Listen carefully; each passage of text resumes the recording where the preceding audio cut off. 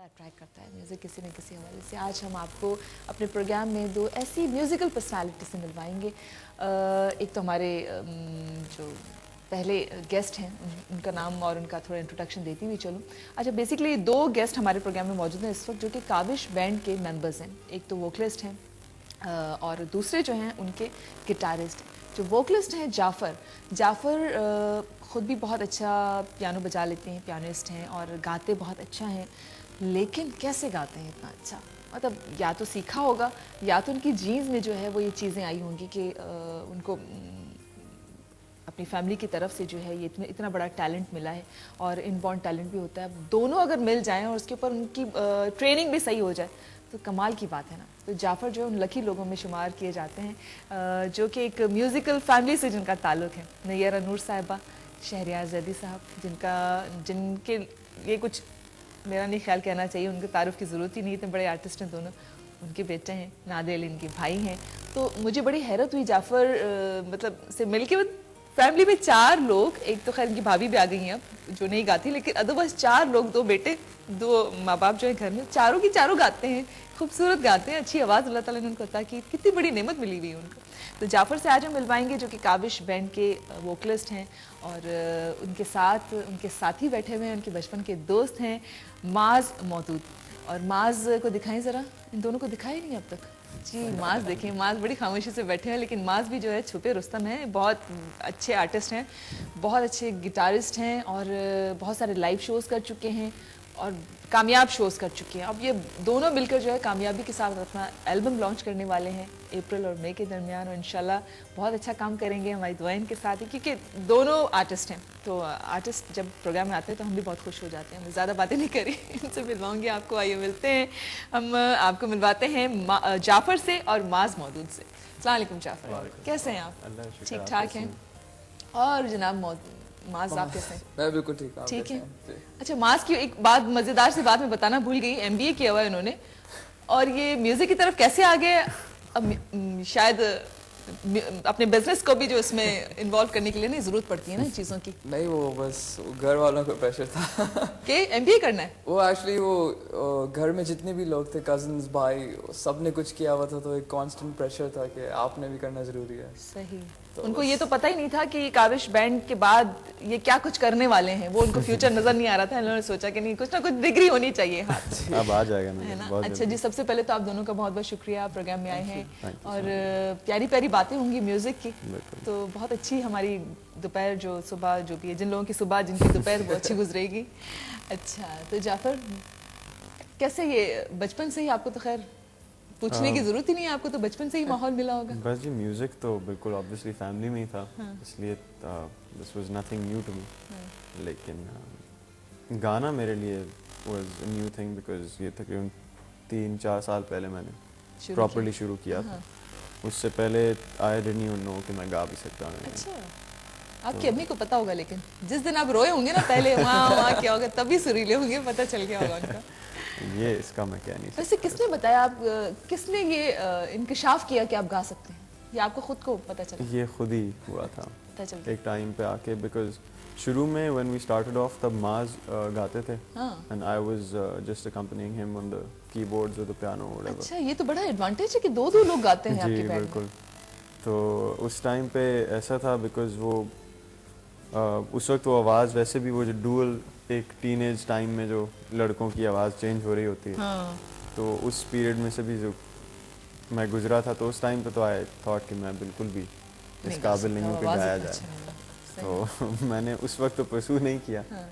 लेकिन आगे जाके फिर थोड़ा सा जब आवाज़ की एक टोन मुझे सुनाई देनी शुरू हुई, तो फिर मैंने सोचा कि देयर इज़ अ पॉसिबिलिटी कि थोड़ा बहुत गाया जा सकता है। अच्छा, अब जो है वो माज सिर्फ जाफ़र गाता है आपकी बैंड में?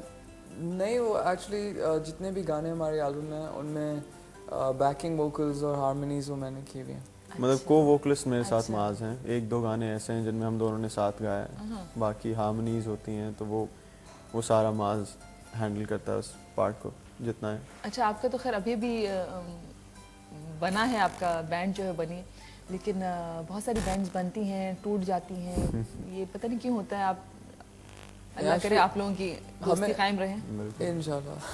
वैसे क्या वजह क्या होती है, क्यों नाराज हो जाते हैं सारे लोग? बीच में कमर्शियल इंटरेस्ट आ जाते हैं आगे चल के एक सर्टेन उस पे?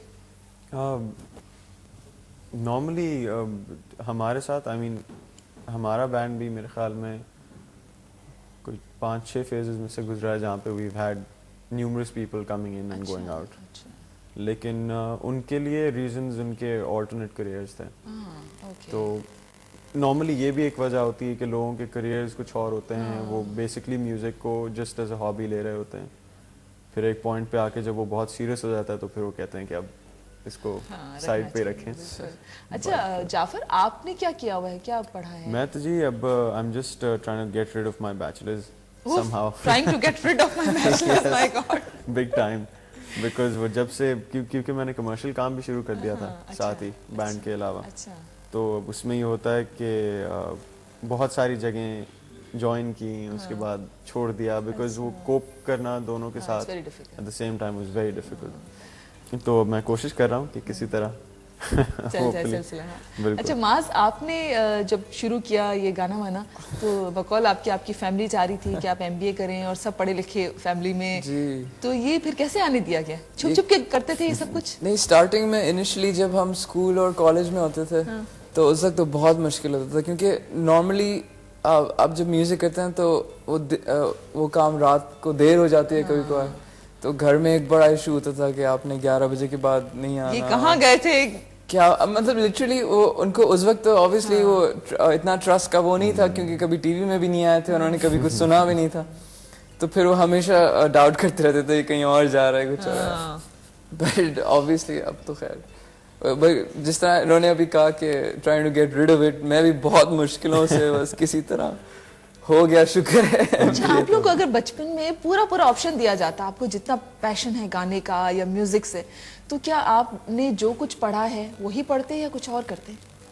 सही से बिल्कुल ईमानदारी से बताएं, घर वाले नहीं देख रहे, जरा कान बंद कर लें, आंखें बंद कर लें। सो रहे होंगे। नहीं, इनका तो पता नहीं, लेकिन मेरे घर वालों को तो पता है कि सर्टनली मैं कुछ और ही करता, बिकॉज वो अनफॉर्चुनेटली हमारे मुल्क का एक वो ट्रेंड ऐसा है कि unless and until you have a certain, you know, जैसे BBA या MBA is something that is just a part of the norm आजकल।